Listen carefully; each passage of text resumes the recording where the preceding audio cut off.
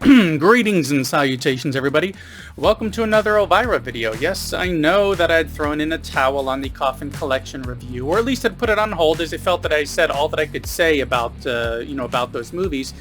And those movies were really rough, but I still love Elvira. But more specifically, I love Cassandra Peterson, the woman behind the character, the woman who created Elvira to begin with. Especially after reading her book, Yours Cruelly, Elvira, which is excellent. And though I'd seen, snippets of her hostings growing up, I mainly got to know Elvira through her 1988 film, Elvira Mistress of the Dark.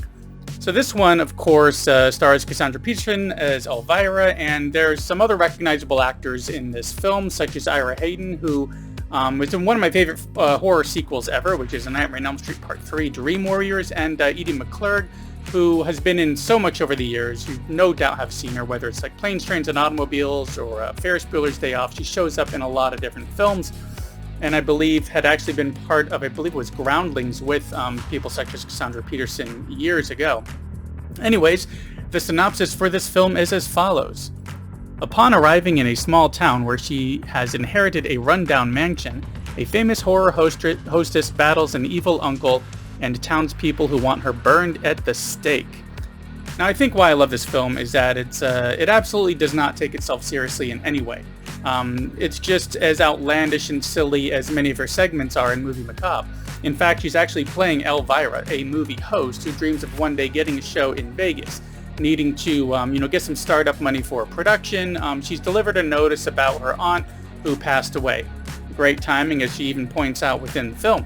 Now, this is how she kind of comes to this small town, to be there for the reading of the will, and she obviously does not fit in. They are repressed in a way similar, maybe along the lines of the film Footloose, but instead of it just being dancing, it's just in general. Everything is very oppressed there. As one of the characters even mentions about the moral leanings of the town, is that the town council is convinced that somebody somewhere may actually be having a good time.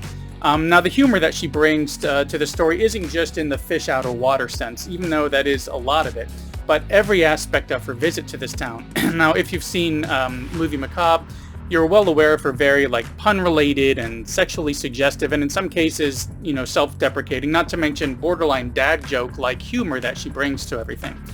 So her character is dealing with, this aftermath of this will while, being stuck in a town broken down, such as, getting this house she inherited and a little dog, and she's trying to fix up the house, trying to maybe put it on the market to get money for that Vegas show.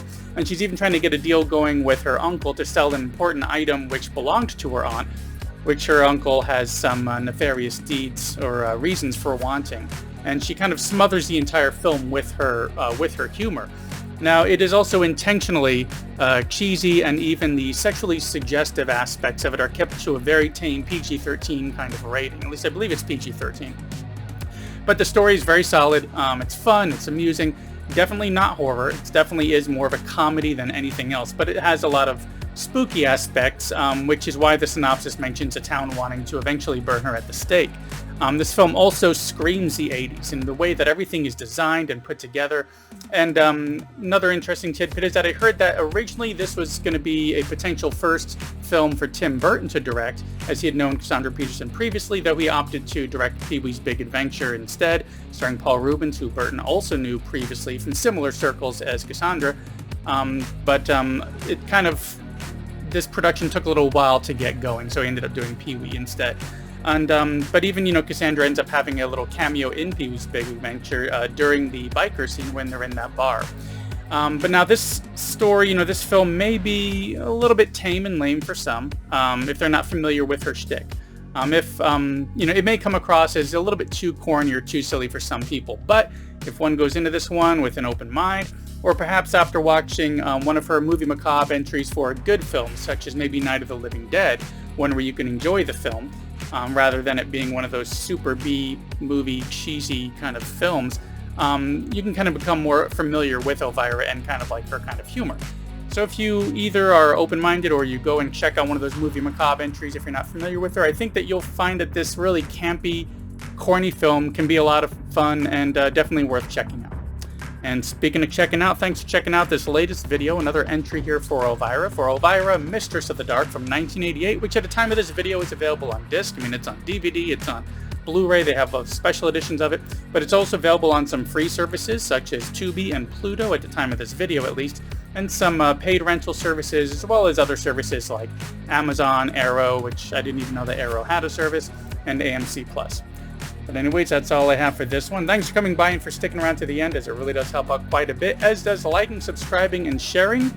And I will see you in the next one. Unpleasant dreams.